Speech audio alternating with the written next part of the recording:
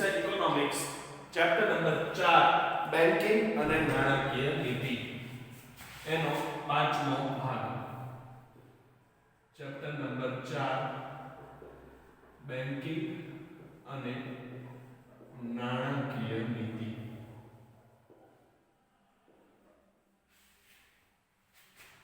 8 marks નું board weightage જો કે કોઈ પણ ચેપ્ટર ના બોર્ડ વેઇટેજ ને હાલમાં આપણે ધ્યાનમાં લેવાનું નથી ભાગ 5 અત્યાર સુધી આ ચેપ્ટરના 4 વિડિયો લેક્ચરના સેશનનો આપણે અભ્યાસ કરી ચૂક્યા છીએ લાસ્ટ વિડિયો લેક્ચરના સેશનમાં આપણે ભારતની અંદર બેંકોનું વર્ગીકરણ અથવા તો ભારત દેશમાં અસ્તિત્વમાં રહેલી બેંકોના મુખ્ય પ્રકારો વિશે વિગતવાર સમજૂતી મેળવતા હતા એમાં આપણે વેપારી બેંકો અથવા તો વાણિજ્યક બેંકો કોને કહેવાય એનો અર્થ જોયો અને વેપારી બેંકો કે વાણિજ્યક બેંકો વિશે વિગતવાર પરિચય મેળવ્યો છે હવે આજનો આપણો અભ્યાસનો મુદ્દો છે બેંકોનો બીજો મુખ્ય પ્રકાર એ છે મધ્યસ્થ બેંક મધ્યસ્થ બેંક વિશે સમજવાનું છે સૌથી પહેલા અર્થ મધ્યસ્થ બેંકનો અર્થ મધ્યસ્થ બેંક એટલે શું એની વ્યાખ્યા અર્થશાસ્ત્રની પરિભાષામાં તો કે અર્થશાસ્ત્રી આરપી કેન્ટના મતે અર્થશાસ્ત્રી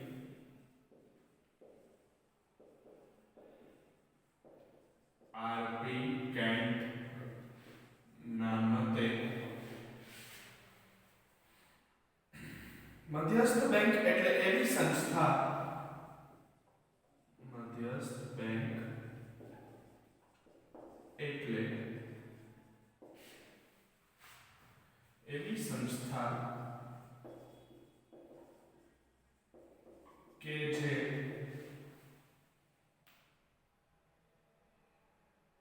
દેશની પ્રજાના સામાન્ય હિત જાળવવાનું અને દેશની પ્રજાના સામાન્ય હિત જાળવવાનું અને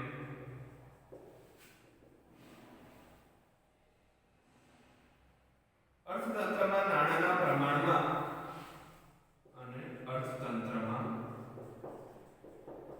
નાણાંના પ્રમાણમાં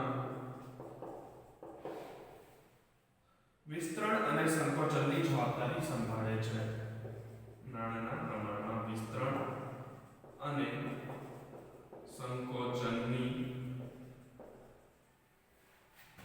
જવાબદારી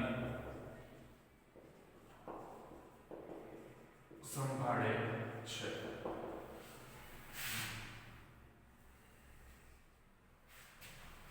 જાણીતા અર્થશાસ્ત્રી આરપી કેન્ટે વ્યાખ્યા આપી છે મધ્યસ્થ બેંક કોને કહેવાય એના વિશે જેમ આપણે વેપારી બેંકની વ્યાખ્યા જોઈ અગાઉના લેક્ચરમાં બેંકો વિશેની 3 અલગ અલગ વ્યાખ્યાઓ જોઈ એ જ રીતે મધ્યસ્થ બેંક કોને કહેવાય બરાબર એ વખતના જાણીતા અર્થશાસ્ત્રી એ આરપી કેન્ટ એમને એ મધ્યસ્થ બેંકની વ્યાખ્યા આપી છે કે મધ્યસ્થ બેંક એટલે એવી સંસ્થા બરાબર કે જે દેશની સામાન્ય પ્રજાના હક અને હિત જાળવવાનું કાર્ય કરે અને સાથે સાથે દેશના અર્થતંત્રમાં નાણાંના પ્રમાણમાં વિસ્તરણ અને સંકોચનની જવાબદારી પણ સંભાળે છે બરાબર એવી સંસ્થાને કહેવાય છે મધ્યસ્થ બેંક બરાબર અર્થશાસ્ત્રી આરપી કેન્ટની વ્યાખ્યા મુજબ મધ્યસ્થ બેંક એ એવી સંસ્થા છે વેપારી બેંકની વ્યાખ્યા અહીંયા કામ કરતી નથી કારણ કે મધ્યસ્થ બેંકનો હેતુ નફાનો નથી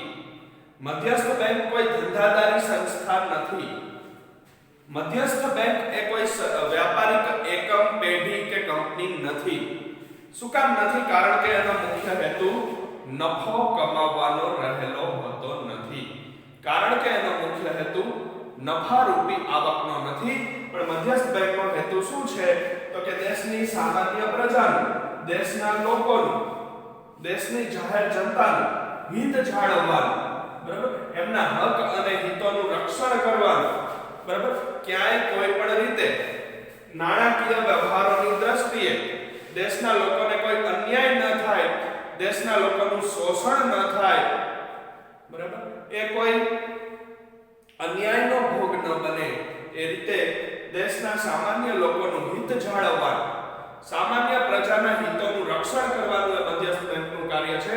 અને સાથે સાથે દેશના અર્થતંત્રમાં ચલણી નાણાંના પ્રમાણમાં વિસ્તરણ અને સંકોચન એટલે કે વધારો અને ઘટાડો કરવાની જવાબદારી પણ મધ્યસ્થ બેંક સંભાળે છે. વિસ્તરણ એટલે કે વધારો અને સંકોચન એટલે કે ઘટાડો. આ બધા કાર્યો જે કરે છે એને કહેવાય છે મધ્યસ્થ બેંક. એવી વ્યાખ્યા એ જાણીતા અર્થશાસ્ત્રી આરપી કેન્ટ દ્વારા આપવામાં આવી છે. બરોબર કે મધ્યસ્થ બેંક એટલે એવી સંસ્થા કે જે દેશની પ્રજાનું સામાન્ય હિત જાળવવાનું કાર્ય કરે. દેશના લોકોનું હિત જળવાય, દેશના લોકોને ક્યાંય શોષણનો ભોગ ન બનવું પડે, દેશના સામાન્ય નાગરિકોના નાણાંનું રક્ષણ થાય, એમની નાણાંની સલામતી ન જોખમાય, એ જવાબદારી સંભાળે મધ્યસ્થ બેંક. અને સાથે સાથે દેશના અર્થતંત્રમાં જરૂરિયાત મુજબ, દેશના અર્થતંત્રમાં જ્યારે જરૂર પડે ત્યારે જરૂર મુજબ જરૂરી પગલાઓ લઈ અને નાણાંના પુરવઠામાં, ચલણી નાણાંના પુરવઠામાં વિસ્તરણ અને સંકોચન કરવાની જવાબદારી પણ મધ્યસ્થ બેંક સંભાળે છે. એને કહેવાય છે મધ્યસ્થ બેંક. બરાબર. દાખલા તરીકે આપણને વર્ષ 2016 ની નોટબંધી યાદ છે. બરાબર. એ વખતે દેશના અર્થતંત્રમાં ચલણી નાણાંનો પુરવઠો ખોરવાયો. બરાબર. સરકારે નોટબંધીનું પગલું ભર્યું, ત્યારબાદ ચલણી નાણાંનો પુરવઠો થોડા સમય માટે ખોરવાયો હતો. તો એ વખતે ચલણી નાણાંનો પુરવઠો ઝડપથી પૂરો પાડવાનો કાર્યભાર એ મધ્યસ્થ બેંક એટલે કે RBI reserve bank of India હેઠળ હતો. બરાબર. તો એને કહેવાય છે મધ્યસ્થ બેંક કે જે જ્યારે જરૂર પડે ત્યારે એ જરૂરિયાતના સમયે દેશના ચલણી નાણાંના પ્રમાણમાં, દેશના ચલણી નાણાંના પુરવઠામાં વિસ્તરણ એટલે કે વધારો કરવાની અને સંકોચન એટલે કે ઘટાડો કરવાની જવાબદારી સંભાળે છે. સાથે સાથે દેશના નાગરિકોનું, દેશના લોકોનું, દેશની જાહેર જનતાનું કે દેશની સામાન્ય પ્રજાનું હિત જળવાય, એમના હકો અને હિતોનું રક્ષણ થાય, એની જવાબદારી પણ સંભાળે છે. એવા કાર્યો કરે છે એને મધ્યસ્થ બેંક કહેવાય છે. જુઓ, દુનિયાના દરેક દેશોમાં એક મધ્યસ્થ બેંક હોય છે જે તે દેશની તમામ નાણાકીય કામગીરીનું સંચાલન, મૂલ્યાંકન અને અંકુશની કામગીરી કરે છે. જુઓ અહીંયા માત્ર ને માત્ર ભારતની વાત નથી, પરંતુ દુનિયાના દરેક દેશમાં એક મધ્યસ્થ બેંક હોય છે.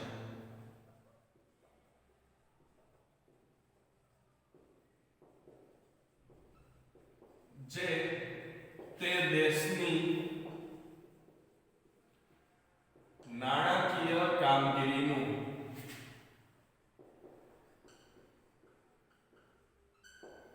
સંચાલન, મૂલ્યાંકન અને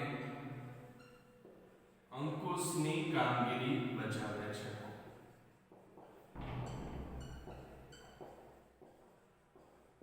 વિશ્વના દરેક દેશના એક મધ્યસ્થ બેંક હોય છે. માત્ર ભારતની અહીંયા વાત નથી. બરાબર. દુનિયાના દરેક દેશની અંદર, વિશ્વના દરેક દેશમાં એ જે તે દેશની એક ઉપરી બેંક હોય છે અને મધ્યસ્થ બેંક કહેવાય છે. બરાબર. જે તે દેશની મધ્યસ્થ બેંક શું કરે છે તો કે જે તે દેશની મધ્યસ્થ બેંક, બરાબર, એ પોતાના દેશમાં નાણાકીય સંચાલન કઈ રીતે થઈ રહ્યું છે, નાણાકીય કામગીરી કઈ રીતે થઈ રહી છે, એની સતત દેખરેખ રાખે છે. એમાં જો કોઈ સુધારા વધારા કરવાના હોય તો એ કરે છે. દેશમાં સતત ચલણી નાણાંનો પુરવઠો જળવાઈ રહે એ માટે સતત કાર્યશીલ રહે છે. એ સમગ્ર નાણાકીય ક્ષેત્રનું સંપૂર્ણ નાણાકીય કામગીરીનું મૂલ્યાંકન કરે છે, એના પર અંકુશ રાખે છે અને એ દેશની ઉપરી બેંક ગણાય છે મધ્યસ્થ બેંક. સાથે સાથે, બરાબર, આટલું તો કરે જ છે દરેક દેશની મધ્યસ્થ બેંક, પ્લસ સાથે સાથે દેશના નાગરિકોના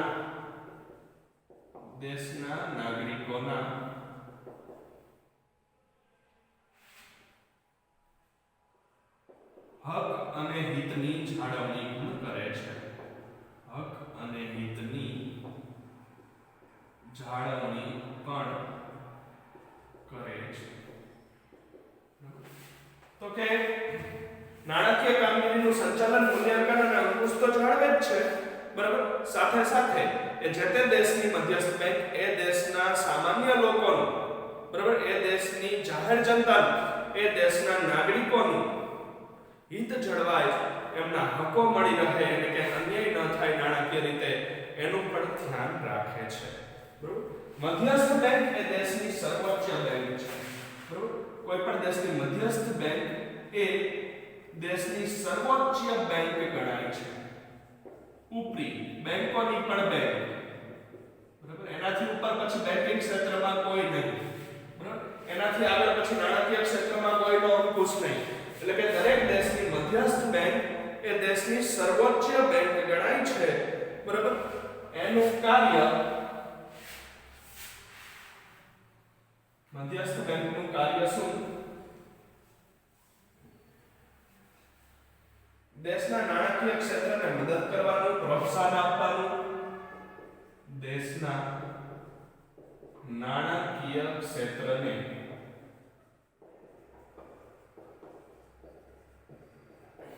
જરૂરી મદદ કરવાનું, પ્રોત્સાહન આપવાનું,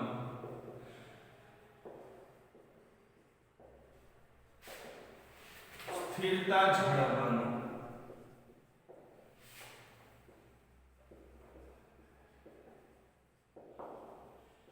મુખ્ય કાર્ય કરે છે. જે તે દેશની મધ્યસ્થ બેંક હોય એનું મેઇન કામ શું, એની મુખ્ય કામગીરી શું? તો કે જે તે દેશના બેન્કિંગ ક્ષેત્રને જરૂરી તમામ મદદો પૂરી પાડવા, બરાબર. આ ઉપરાંત બેન્કિંગ ક્ષેત્રનો વિકાસ થાય એવા પગલાં ભરી અને બેન્કિંગ ક્ષેત્રને આગળ વધવા માટે પ્રોત્સાહન પૂરું પાડવાનું કાર્ય પણ એ જે તે દેશની મધ્યસ્થ બેંક હસ્તક આવે છે.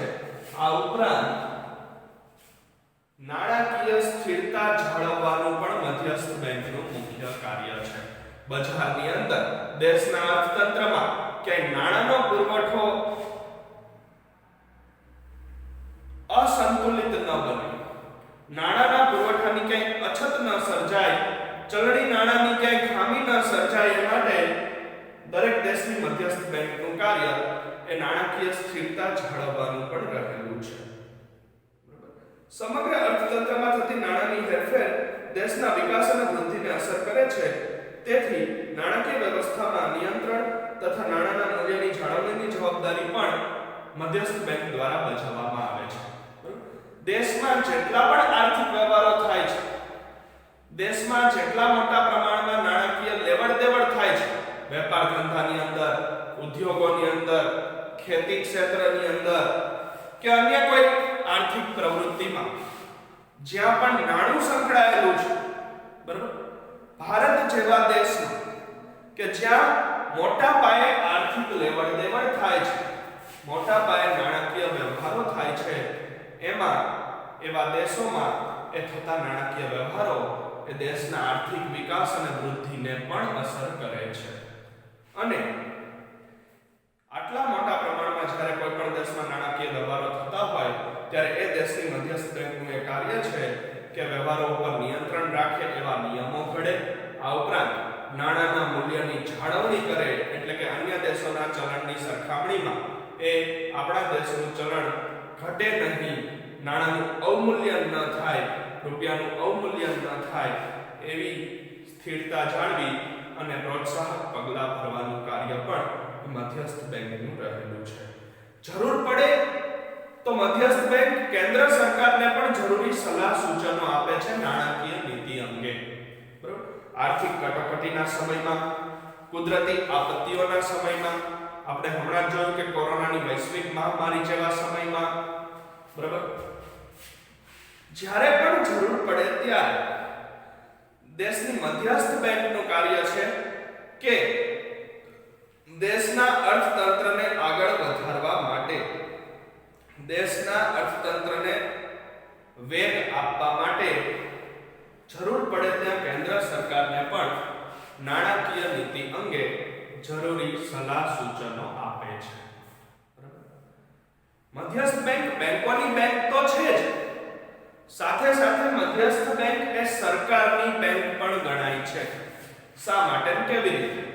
દેશની કેન્દ્ર સરકાર કે જે દેશના વિકાસ માટે સતત કાર્યશીલ હોય છે, કાર્યરત હોય છે, બરાબર? તો કોઈ પણ એવા આકસ્મિક સંજોગો આવી પડે ત્યારે એ આકસ્મિક સંજોગોમાં કેન્દ્ર સરકારને પણ જરૂરી સલાહ સૂચન અને માર્ગદર્શન આપી અને દેશના વિકાસને આગળ વધારવાનું કાર્ય એ મધ્યસ્થ બેંક કરે છે. હવે આપણે પરિચય મેળવીએ ભારતની મધ્યસ્થ બેંક એટલે કે રિઝર્વ બેંક ઓફ ઇન્ડિયાનો.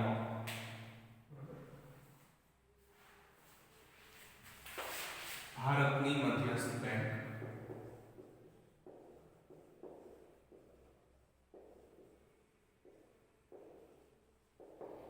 કઈ છે? આરબીઆઈ.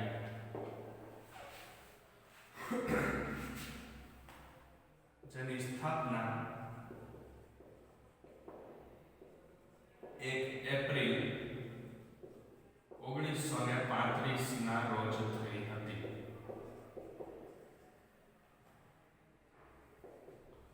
ભારતની મુખ્ય બેંક એટલે ભારતની મધ્યસ્થ બેંક કઈ છે? તો કે રિઝર્વ બેંક ઓફ ઇન્ડિયા, બરાબર, જેને આપણે ટૂંકમાં આરબીઆઈ ના નામથી ઓળખીએ છીએ. બરાબર. આપણે જોયું દરેક દેશમાં એક મધ્યસ્થ બેંક હોય છે. દરેક દેશમાં એ સર્વોચ્ચ બેંક હોય છે જે આખા બેન્કિંગ ક્ષેત્રની કામગીરીનું મૂલ્યાંકન કરે છે, સમગ્ર બેન્કિંગ ક્ષેત્ર ઉપર નિયંત્રણ રાખે છે, સાથે સાથે દેશના નાગરિકોનું, દેશની સામાન્ય પ્રજાનું હક અને હિત જળવાય એવા પણ કાર્યો કરે છે.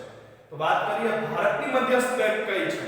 તો ભારતની મધ્યસ્થ બેંક રિઝર્વ બેંક ઓફ ઇન્ડિયાના નામથી ઓળખાય છે. બરાબર.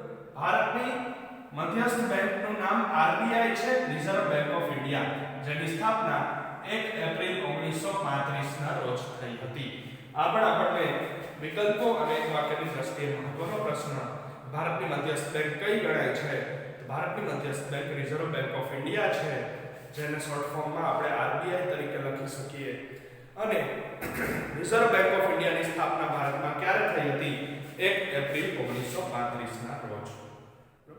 ચલો ત્યાર પછી 1 જાન્યુઆરી 1949 થી તેનું રાષ્ટ્રીયકરણ કરવામાં આવ્યું છે. રાષ્ટ્રીયકરણ, આરબીઆઈ નું રાષ્ટ્રીયકરણ ક્યારે થયું? એટલે કે સરકારે ક્યારે એને પોતાના હસ્તક લીધી? તો કે ભારતની કેન્દ્ર સરકારે 1 જાન્યુઆરી 1949 થી આરબીઆઈ નું રાષ્ટ્રીયકરણ કર્યું છે. એટલે કે હવે આ આરબીઆઈ એ સરકાર હસ્તક છે, કેન્દ્ર સરકાર હસ્તક છે. બરાબર. સ્થાપના 1 એપ્રિલ 1935 ના રોજ અને રિઝર્વ બેંકનું રાષ્ટ્રીયકરણ એ 1 જાન્યુઆરી 1949 ના રોજ. બરાબર. 1 જાન્યુઆરી 1949 ના રોજ રિઝર્વ બેંકનું રાષ્ટ્રીયકરણ કરવામાં આવ્યું છે, એટલે કે એને નેશનલાઇઝ કરવામાં આવી છે. ત્યાર પછી ભારતની આ સર્વોચ્ચ બેંક છે, એપેક્સ બેંક. આરબીઆઈ એ ભારતની સર્વોચ્ચ બેંક છે. સર્વોચ્ચ બેંક એટલે કે એપેક્સ બેંક. એનાથી ઉપર પછી ભારતીય બેન્કિંગ ક્ષેત્રમાં કોઈ નથી. બરાબર. રિઝર્વ બેંક ઓફ ઇન્ડિયા એટલે કે આરબીઆઈ એ ભારતની સર્વોચ્ચ બેંક છે, એપેક્સ બેંક છે. અને આ આરબીઆઈ નું કાર્ય શું છે?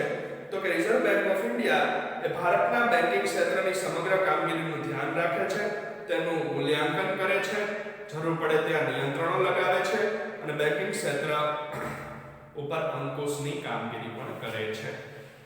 ભારતના અર્થતંત્રમાં ક્યાંય ચલણી નાણાંની અછત ન સર્જાય, ચલણી નાણાંનો પુરવઠો ન ખોરવાય, સામાન્ય પ્રજા કે સામાન્ય લોકોનું હિત જળવાય, સામાન્ય રોકાણકારોના નાણાંની સલામતી જળવાય, લોકોનો બેન્કિંગ ક્ષેત્રમાં વિશ્વાસ વધે એ માટે પ્રોત્સાહક પગલાં ભરવાનું કાર્ય અને આખા ભારત દેશના સમગ્ર બેન્કિંગ ક્ષેત્ર ઉપર એટલે કે તમામ બેંકો ઉપર નિયંત્રણ, અંકુશ અને દેખરેખ રાખવાની કામગીરી પણ એ ભારતની મધ્યસ્થ બેંક એટલે કે રિઝર્વ બેંક ઓફ ઇન્ડિયા સંભાળે છે. સાથે સાથે આખા દેશ માટે રાજકોષીય નીતિ પણ ઘડે છે. બરાબર, નાણાકીય નીતિ પણ આરબીઆઈ દ્વારા ઘડવામાં આવે છે. રાજકોષીય નીતિ એટલે કે વિદેશ વેપાર છે, લેણદેણ અંગેની તુલા છે, આયાત નિકાસ છે, એ બધા નીતિ નિયમો પણ આરબીઆઈ દ્વારા ઘડવામાં આવે છે. તો આ થઈ ગયો આપણા માટે એ ભારતની મધ્યસ્થ બેંક એટલે કે આરબીઆઈ નો પરિચય. અહીંયા આપણે બેંકોના વિવિધ પ્રકારોની સમજૂતી મેળવી એટલે કે બેંકોના વર્ગીકરણ વિશેનો ટોપિક પૂરો કર્યો. હવે પછીના નેક્સ્ટ સેશનમાં આપણે વેપારી બેંકોના મુખ્ય કાર્યો વિશે સમજૂતી મેળવીશું. Thank you all of you.